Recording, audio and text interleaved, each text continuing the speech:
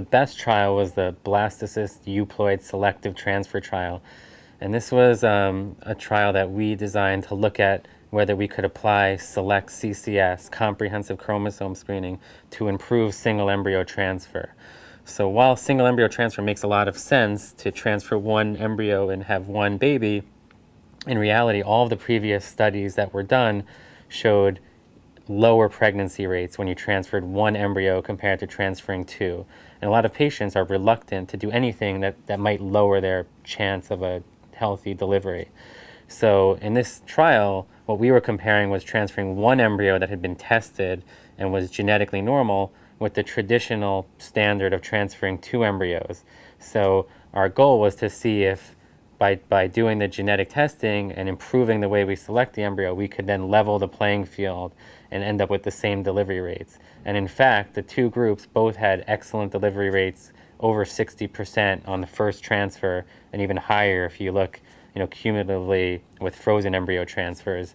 And it was similar. There was no difference between the two groups, except that the group that had the single normal embryo transferred had all singletons, a much higher chance of having a term normal birth weight delivery, and the group that had two embryos transferred had nearly a 50% risk of twins. And with that came a significantly higher risk of having a preterm delivery or having their baby or babies spend some time in the NICU after delivery. So now we're able to take this data from this randomized trial and tell our patients that you no longer have to sacrifice pregnancy rates if you want to have the safer outcomes of single embryo transfer. If you combine it with CCS, you can get the same delivery rate but have a safer pregnancy and a safer delivery for your newborn. In our field, there's a perception that patients don't want single embryo transfer, that they want to transfer more embryos, they want to have twins.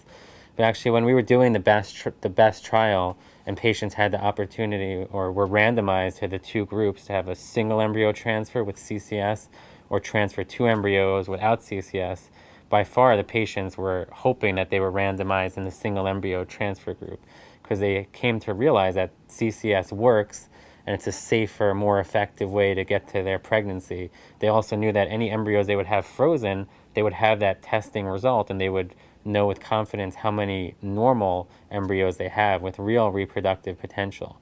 So now we have patients that actually want single embryo transfer, that want safer pregnancies and deliveries, and they want to know that any embryos they have frozen are normal so that when they come back in a couple of years, they can also safely thaw one embryo at a time and not be at risk of twins, which have more obstetrical risks.